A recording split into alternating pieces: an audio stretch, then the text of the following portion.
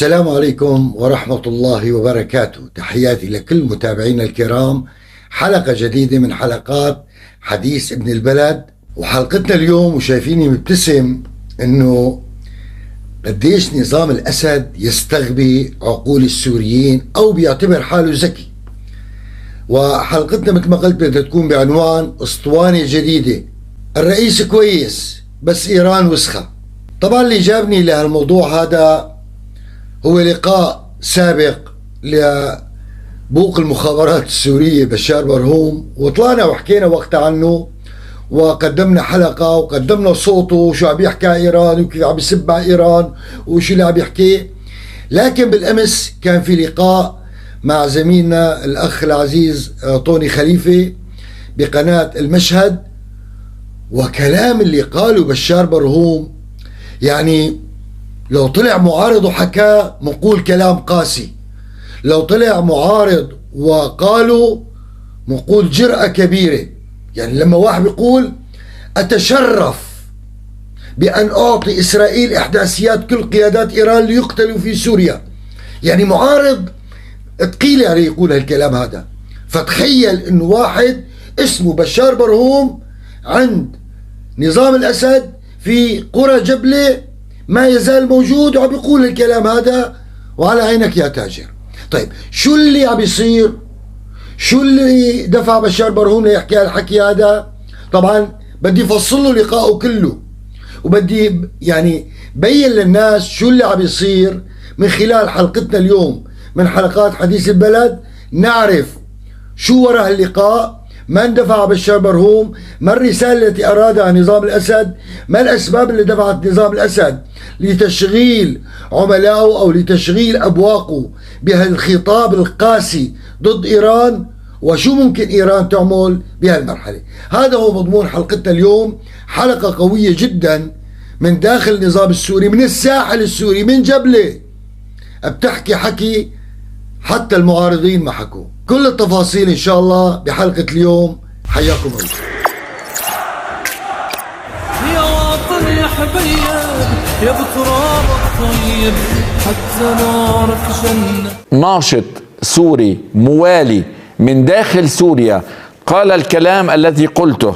يعني عندما تقول كل من يتعامل مع إيران هو خائن على كل المستويات، إيران عدو وإسرائيل معتدي.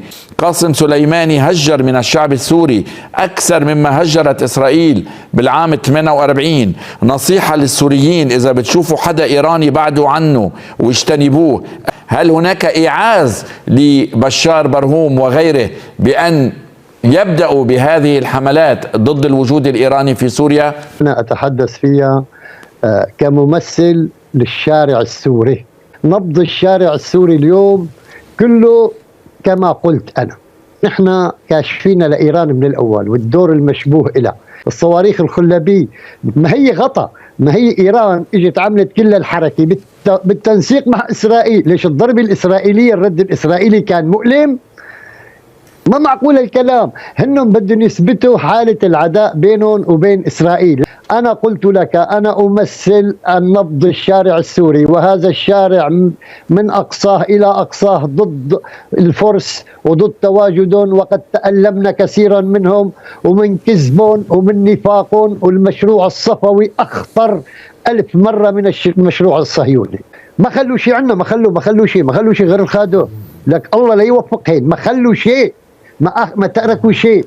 وعم يستوى الشارع السوري معاناة الشارع السوري يعلم أن إيران سبب كل هذا الغلا الفاحش، وكل هذه الأمور هي وراها إيران. شايفوا الشيطان الرجيم إذا بيجندني أنا لا أطلع ضد أعداء وطني وأعداء شعبي يلي هن هدول الفرس، أنا جاهز. أقسم بالله العظيم، أقسم بالله العظيم، أقسم بالله بالعظيم، لا يوجد سوري من مشارق سوريا إلى مغاربها، لا علوي ولا سني ولا شيعي ولا درزي ولا كردي ولا تركماني ولا شركسي يطيق إيران. الكلام اللي سمعته وحبيت ابدأ فيه بالمقدمة، هذا ما هو معارض ولا دبلجة ولا ذكاء اصطناعي، لا، هذا لقاء على تلفزيون موجود بدولة الإمارات اسمه تلفزيون المشهد. مقدم البرنامج الأخ طوني خليفة، وهو مدير المحطة، هو مدير قناة المشهد. وبشار برهوم بيفتح لها على العريض كلام اللي قيل والكلام اللي حكاه، والعدو الإيراني، والإيران اللي هجرت السوريين، والمشروع الفارسي، وقتل السوريين، وسرقة السوريين، ونهب الاقتصاد السوري. أوف أوف أوف أوف أوف أوف. بشار برهوم أنت كنت نايم بغيبوبة من عام 2011 واليوم فقط؟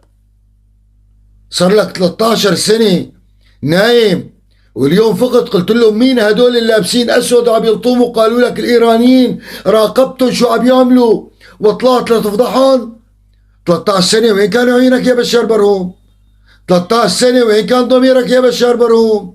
13 سنة والسوريين عم يموتوا على ايد الايرانيين، وانت وامثالك عم تطلعوا وتطبلوا وتزمروا وتدافعوا عن نظام الاسد وعن ايران وحزب الله اخوانكم في الجهاد المقدس، وطلعتوا الاشاعات على الشعب السوري واتهمتوا الشعب السوري بالخيانه.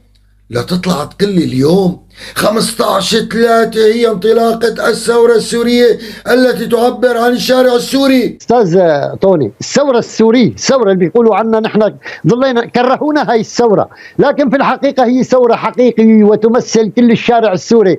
15/3/2011 يمثلون اللي طلعوا بدرعه كل الشارع السوري. طلع الشارع السوري طلعه شريفه، طلعة طاهرة تمثل كل الشعب السوري، وطلعوا بمحبة وبسلام تماثل الثقافة السورية، وأحييهم. أوف. وهدول اللي قلت لك شو اسمه يا بشار برهوم بقاطع بدنا نحاسبك. طالما ثورة لا هي خيانة ولا هي عمالة ولا هي ارتباط خارجي ولا عمالة خارجية، مثل ما 13 سنة أنت وإعلامك كنتوا تقولوا، اليوم بدنا نحاسبك على كلامك جديد. إذا هيدي ثورة شعب ضد نظام، نحن لا طلعنا ضد حزب الله ولا طلعنا ضد إيران. لما انطلقت الثورة السورية عام 2011 نحن طلعنا ضد نظام ديكتاتوري جبلنا إيران وحزب الله ليقتلونا. هدول المليون شهيد والمليون جريح و14 مليون ما بين مهجر ونازح، هدول جريمتهم برقبة مين؟ مين اللي ارتكب الجريمة بحقهم هدول؟ الإيراني؟ نعم. حزب الله؟ نعم. كل ميليشيات اللي جابتها إيران وحزب الله؟ نعم. روسيا؟ نعم. لكن مين جابوا هدول كلهم؟ اليوم رجعنا للأسطوانة السابقة، وهون بدي أدخل بلب عنوان الحلقة. من سنة 70 لإجا بشار الأسد، وبعد ما استلم وتورث بشار الأسد السلطة، في جملة دائما يكررها النظام ويحاول من خلالها يعني يغيب الحقيقة. الرئيس كويس بس الطاقم اللي حواليه وسخين. حتى بشار برهوم 20 مرة قال ببثوثه اللي بيطلعوا على الفيسبوك وما بعرف وين. الرئيس كويس بس الطاقم اللي حواليه وسخين، لون الشبل وسخة، فلان وسخ، فلانة وسخة. وقلنا سابقا انه يا جماعة هدول الوسخين مين جابوا؟ يعني لما بنقول في رئيس مخابرات طلع وسخ، طيب مين عين ضابط هالمخابرات؟ لما بتحملوا كلياتها لرئيس وزراء خميس او اللي قبله او مين ما كان يكون او العرنوس او غيره، العذر منه هو الخاين.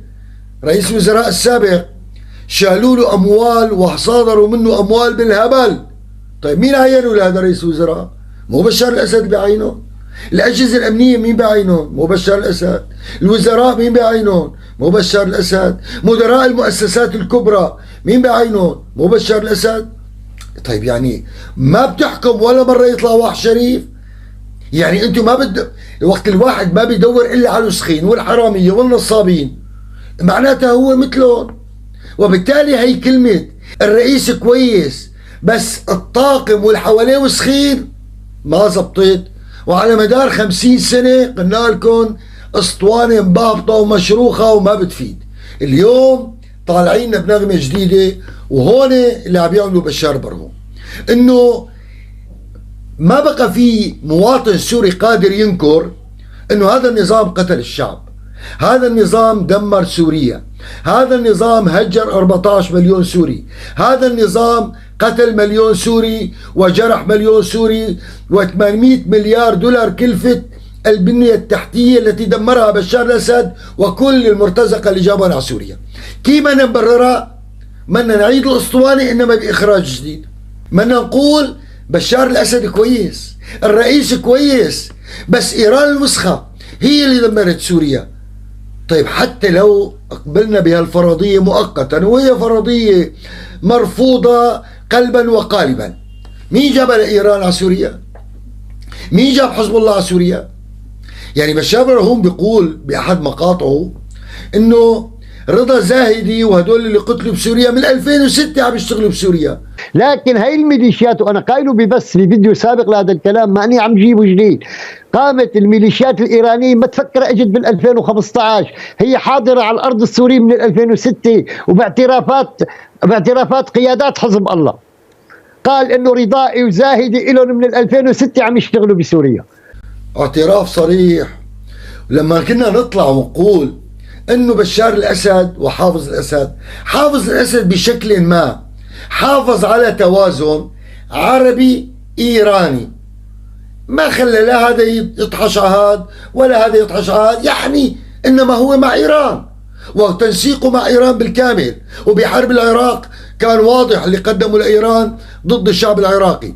لكن مع وصول بشار الاسد للسلطه فتحت ابواب دمشق السبعه، وفتحت الحدود السوريه، وفتحت سوريا كلها لغزو ثقافي، لغزو ديني، لغزو سياسي، لغزو اقتصادي ايراني.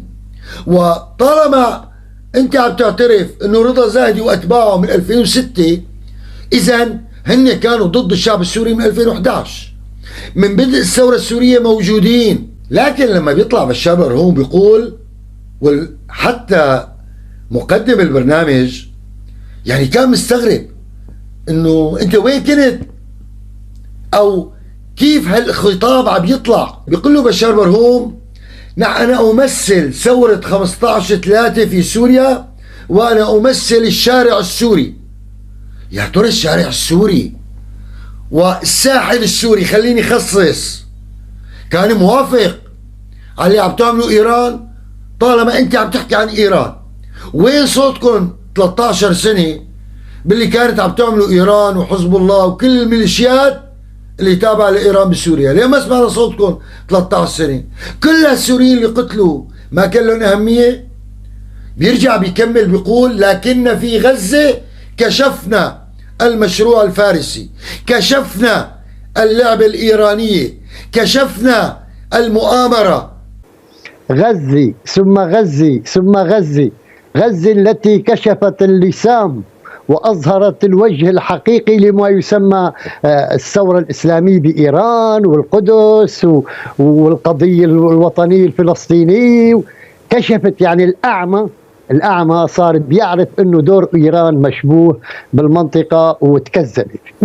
حلو، بغزة كشفتها 13 سنة، واللي عم يعاني منه على الأقل 70-80% من الشعب السوري، واللي صار بالسوريين وتهجير السوريين وقتل السوريين واعتقال السوريين وتدمير سوريا، ما فيقتك غزة بال2023 لحتى فيقتك؟ لما بترجع بتتحدث يا بشار برهوم عن سرقة النفط والغاز، وبتعطيني مثال اللي صار بحقل الورد او ما بعرف اي حقل بالجزيرة السورية. حقل الورد فيه 8000 برميل يوميا انتاجه. اجت الدولة السورية طلبت من ايران، قالت لها بعطيكي حق 8000، اعطيني منهم 4 نتيجة الازمة والضغط اللي عم يصيروا غلاء الوقود. رفضت وعطيته اياه للحشد الشعبي العراقي مجانا. صاروا ميليشيات هلا، صاروا ميليشيات. هو لكن النفط والغاز واللي سرقته ايران، الفوسفات وغيره، وهي سرقت سوريا كلها، وانا معك بهذا الكلام. هدول اللي سرقتهم ايران اغلى من دماء السوريين. بئر نفط بينتج 8000 برميل يوميا، اغلى من دماء 1,000,000 شهيد سوري، اغلى من 1,000,000 معتقل في سجون الأسد وإيران وحزب الله 8000 برميل أغلى من تشريد وتنزيح 14 مليون سوري. 8000 برميل فيقتها، وسوريا اللي دمرت بالكامل على يد بشار الأسد وإيران وحزب الله ما فيقتك يا بشار برهوم؟ على مدار 13 سنة ولهلا واللي بيطلعوا معنا مواجهات إعلامية بيتهمونا نحن عملاء إسرائيل. حتى لما إسرائيل تقصفون الإعلام الرسمي شو بيقول تبعهم والأبواق تبعهم؟ بيقولوا لهم أين الرد على إسرائيل؟ بيقولوا لهم نحن نرد على أدوات إسرائيل في إدلب وأرياف حلب. كويس، اعتبرتونا نحن عملاء لإسرائيل؟ وهذا الكلام ما مندافع ولا نطلع منبرره، لأن كل العالم تعرف ارتباط الأسد بإسرائيل وعلاقة الأسد بإسرائيل وقوة العلاقة اللي بتربط والدعم اللي بتقدمه إسرائيل للأسد، وهذا صار معروف لكل مواطن سوري. لكن ما هون حديثنا اليوم. حديثنا لما بيطلع بشار برهوم ويقول، ورح سمعكم، انه لم يحصل على شرف ان يتقدم بكل اريحيه بمعلومات عن قاده ايران في سوريا لكي يتم قصفه من قبل اسرائيل، وان العدو لسوريا ليس اسرائيل بل ايران. يعني منا بعيدة انكم تكونوا انتم كمان عم بتدلوا على القيادات الايرانية على ارضكم. انا لم تسنح لي انا بشار برهوم الفرصة كي أشرف بإني خبر على إسرائيل عن مواقع إسرائيل، عن مواقع تتشرف إنك تخبر إسرائيل، أن تتواصل مع إسرائيل، هيدا شرف لإلك؟ أوف، شو هالخطاب المرتفع يا بشار برهوم؟ وكيف تجرؤ يا بشار برهوم؟ يعني أنتم كنتوا تتهمونا بالتعامل مع إسرائيل، وهذه تهمة باطلة وما في شيء منها. أنت اليوم تقدم نفسك كجندي من جنود وزارة الدفاع الإسرائيلية، كمخلص لإسرائيل، بس ما شفنا يعتقلوك، ما شفنا طلع حدا هاجمك بإعلام النظام. إذن هذا الكلام مطلوب لنظام الأسد، وأنت مجند لكي تخدم ما يريد نظام الأسد. يا وطن يا حبيب يا بتراب الطيب حتى نارك جنة. 13 سنة ونحن نقول عن إجرام حزب الله. نكر حزب الله أول سنة سنتين ثلاثة، بعدين طلع بخطابه المشهور حسن نصر الله وقال إذا كنا 1000 بدنا نصير 2، وإذا 2 بدنا نصير 5، وإذا 5 بدنا نصير 10,000 بسوريا، وإذا طلب الأمر أنا بيقول نصر الله رح روح كمان على سوريا أقتل السوريين. طيب هذا الخطاب 13 سنة وأنتم عم بتمجدوا بحزب الله والمقاومة وحرب 2006، وأنتم بتعرفوا كله كذب في كذب في كذب، وإنه حسن نصر الله أهم لإسرائيل من نتنياهو، وإنه إيران أهم لإسرائيل من القيادة الإسرائيلية نفسها. اليوم طالع تهاجم نصر الله وتهاجم حزب الله وتفضح حرب 2006. يعني كلنا كنا وطنيين وزقفنا لحزب الله بحربه على لبنان على إسرائيل، لكن اتضحت، يعني انكشفت الأمر من 40 سنة إلى بيكذبوا إنهم أعداء لإسرائيل، ولا لك ما بيضربوا لي غير العمود. أنا يعني انكشف الدور الإيراني. وتفضح العمود. يعني لما طلعنا وحكينا عن غزوة العمود ولن يسبى العمود مرتين، قالوا هدول معارضين، قالوا هدول عملاء وخونة. اليوم بشار برهوم عم يطلع وبيفضح غزوة العمود تبع نصر الله. واللي ما بيعرف شو هي غزوة العمود، في عمود بعيد شي 700-800 متر عن الخط الفاصل بين لبنان وإسرائيل بشمال إسرائيل. من أول حرب غزة من 210 أيام حتى الآن هالعمود كل يوم بده ينقصف، وما فهمنا شو السر. لكن اللي عارف ببواطن الأمور بيعرف أنه نصر الله بده دائما يشغل الإعلام، هو واقف إلى جانب غزة، هو يقاتل من أجل غزة، القضية الفلسطينية، وهو كله كذب في كذب. ماسك هالعمود ومبلش فيه خبط كل يوم من 6 شهور 7 شهور لحد الآن وهالعمود ما توقف، وكل يوم بده يطلع خبر عن هالعمود، وكل يوم قصفنا، وهالعمود لا وقع ولا صار له شيء. وبالتالي اليوم بشار برهوم طلع عم يفضح لنا حزب الله وكذبوا، وعم يفضح لنا العلاقة اللي بين حزب الله وإسرائيل، عم يفضح لنا إيران وعلاقتها الطيبة مع إسرائيل، عم يفضح لنا إيران وحزب الله واللي عملوه بالسوريين. وهون بيجي السؤال المهم: من أوعز لبشار برهوم أن يقول هذا الكلام؟ ولماذا يقوله بشار برهوم في هذا الوقت؟ يعني اليوم المسلمة اللي بيعرفه كل مواطن سوري مؤيد ومعارض انه لا يمكن للسوري في مناطق النظام ان يخرج ويقول كلمة وحرف واحد بما لا تريده المخابرات او القصر. مستحيل هذا الكلام. يعني قبل ما ينهي الجملة، يعني اذا بشار برهوم عم يطلع ببث على الفيسبوك، قبل ما ينهي البث بتكون المخابرات اعتقلته وشالته وشالت عيلته معه. فاليوم مين اللي اعطى الضوء الاخضر لبشار برهوم يقول هالكلام هذا؟ المخابرات؟ لا، ممكن المخابرات اللي وصلت له الخبر، انما المهمه يجب ان تكون من اعلى السلطات، لان حتى المخابرات لا تستطيع ان تحمي بشار برهوم ان لم يكن بشار الاسد موافق على هذا الكلام. وبالتالي اليوم هناك مهمه من بشار الاسد عبر المخابرات لبشار برهوم، وقد تكون لجهات اخرى رح نشوفها خلال الايام القادمه تطلع تهاجم ايران، تهاجم حزب الله. طيب شو السبب؟ بده يكون في سبب. في 3 اسباب وراء الموضوع، وهون بختم. يا وطن يا حبيب يا بتراب الطيب حتى نارك جنة.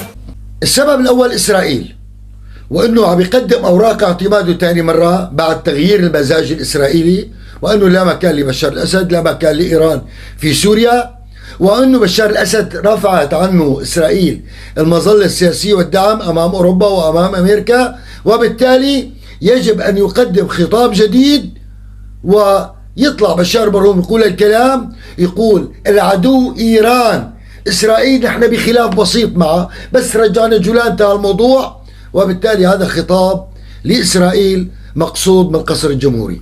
وليوصل رساله ثانيه ايضا لاسرائيل انه هي وحده الساحات اللي عم تعمله ايران، المشاغبات اللي عم تعملها ايران انا ما لي علاقه فيها. وحقيقه بشار الاسد من وقت بدء الحرب على غزه رجع لورا وقال لهم انا ما بتدخل، لاني بيعرف اسرائيل بتسقطه خلال 72 ساعه. وبالتالي اراد يوصل هالرساله لاسرائيل انه انا ما بقاتل مع ايران، انا عاجز، اذا بتساعدوني تطلعوها. يا بشار برهوم اطلع قول يا اخي مستعدين نعطيكم معلومات. إيه بشار الاسد عم يعطيه المعلومات من زمان، وايران تعرف انه 99% من القادة الإيرانيين وقادة حزب الله اللي عم يقتلوا بجنوب لبناني وبسوريا وبكل مكان هن بإحداثيات ومعلومات عم تنعطى من المخابرات السورية بأوامر من بشار الأسد. إذا السبب الأول برجع بقول هي إسرائيل ومحاولات أو محاولة لإرضاء إسرائيل. السبب الثاني إيران. السبب الثاني إنه إيران اليوم عم بتضيق على بشار الأسد، عم بتقول له أنا في عندي 50 مليار دولار حطيته من عام 2011 حتى الآن بدي إياهم، ما أنا قادر تعطيني مصاري، فعل الاتفاقيات الاقتصادية اللي عملناها بين بعض، فعل خط الخليوي الثالث، فعل أمور الفوسفات، ميناء اللاذقية بدي إياه، النفط بدي إياه، الغاز بدي إياه، مشاريع اقتصادية، مشاريع خدماتية، مشاريع محطات كهرباء، كلياتها هي الاتفاقيات اللي عملتها معك، القطار اللي بيوصل طهران بسوريا، كل المشاريع بدك تفعلها، وهي مردودها السنوي أنا بيعوض لي 50 مليار على مدار 20 25 30 سنة. بشار الأسد ما قادر، لأن اللي عم يطلعوا يا دوب يتقاسموا هو وشلة الحرامية اللي حواليه ويمشي أمور هالدولة اللي عايشة بالكفاف. وبالتالي أمام الضغط الإيراني بشار الأسد بيقول أنا حققت لكم مصالح سياسية، وبالتالي لازم تسامحوني بال50 مليار دولار. ما وافقت إيران، طلع يا بشار برهوم عملنا هالاسطوانة جديدة واطلاع سبلنا على إيران، وإذا حكت إيران بنقول له نحن بدولة ديمقراطية، هذا الشعب عم يعبر عن رأيه. وبالتالي الرسالة الثانية من الخطاب هي لإيران. الرسالة الثالثة وهي الأهم للدول العربية. الدول العربية، وقلنا في رسائل سابقة أن الدول العربية من أول شرط حطته شرط مشاركة، إخراج إيران ووقف المخدرات والكبتاغون. إخراج إيران وحزب الله مطلب عربي بما تشكل إيران من عدم استقرار في المنطقة، من إرهاب في المنطقة، من تهديد للأمن الوطني لكل الدول العربية المحيطة وخاصة دول الخليج. وبشار الأسد لم يستطع، فتراجعت الدول العربية حتى مبدأ خطوة مقابل خطوة اللي اتخذ باجتماع وزراء الخارجية الخمس في عمان في الأردن. أيضا الأردن تراجع عنه وقال لا يمكن التعامل مع نظام الأسد، وكل المخدرات اللي عم تجي هي برعاية من نظام الأسد، مخابرات الأسد، جيش الأسد، إيران، حزب الله، الفرقة الرابعة، كلياتهم هن عم يهربون السلاح والمخدرات، واللي عم توصل على الأردن وبتروح على غزة أو بتروح على فلسطين وبتروح على مصر على سيناء وبتروح على الخليج وبتدمر المجتمع الأردني. العرب تراجعوا، وبالتالي يلا يا بشار برهوم اطلع بأمر من بشار الأسد وبرسالة عبر المخابرات السورية، واطلع سبنا على إيران، واطلع قول نحن بدنا نطلع إيران بس ما لنا قادرين، وتفضلوا شوفوا اسمعوا شو عم نحكي بالشارع السوري. إذا الرسالة الثالثة هي للعرب اللي تراجعوا بتعاملهم مع نظام الأسد واكتشفوا أو تيقنوا أنه هذا النظام لا يمكن إصلاحه. إذا بشار برهوم اليوم عم ينقل رسالة أسدية لإسرائيل، رسالة لإيران، رسالة للدول العربية، ورسالة للداخل السوري كمان. يعني طالما صارت وصارت بيقول لك بشار الأسد، بنوصل له الرسالة للداخل السوري للي بلشت تكتشف حقيقة الجريمة اللي ارتكبها بشار الأسد مع إيران وحزب الله وروسيا في سوريا. بنوصل له الرسالة إنه الرئيس كويس بس إيران وسخة. هذا بعيد عن شواربك يا بشار الأسد، وبعيد عن شواربك يا بشار برهوم وكل بوق أسدي. اللي صار بسوريا مؤامرة مشتركة وخطط مشتركة ما بين بشار الأسد وإيران وحزب الله. وهلق إيران تتنازل عن 50 مليار، والله بيقطع لك لسانك يا بشار برهوم إذا بتطلع وبتفتح تمك بكلمة واحدة. هلق إسرائيل تقول له لبشار الأسد خلص رضينا ببقائك بالسلطة، بينتهي الخطاب هذا كلياته. وبشار الأسد ما بيهمه شو بينحكى بالداخل، لأن أبوه 30 سنة وهو عم يقتل السوريين وما اهتم. وبالتالي اليوم هالاسطوانة جديدة لن تمر على أحد. الرئيس أوسخ من إيران وحزب الله، لأنه لم يكن هو مجرم ما كان جاب هالمجرمين ليقتلوا الشعب السوري. هاي الرسالة اللي حبينا نوصلها اليوم على هالمسرحية المهلهلة، هالاسطوانة المهلهلة والمشروخة اللي بشار برهوم وأبواق النظام عم يحاولوا يوصلوها للداخل السوري. الشعب السوري اليوم اكتشف الحقيقة وعارف الحقيقة كاملة. من يتآمر على سوريا بشار الأسد بالمرتبة الأولى، إيران بالمرتبة الثانية، 3 حزب الله، 4 روسيا، كلهم يبحث عن مصلحة، والكل على حساب الدم السوري عم يحققوا أهدافهم. هذا اللي لازم يعرفه الشعب السوري لنوصل للحقيقة اللي لازم الأجيال القادمة تعرفها. حلقتنا اليوم انتهت، حياكم الله والسلام عليكم ورحمة الله وبركاته.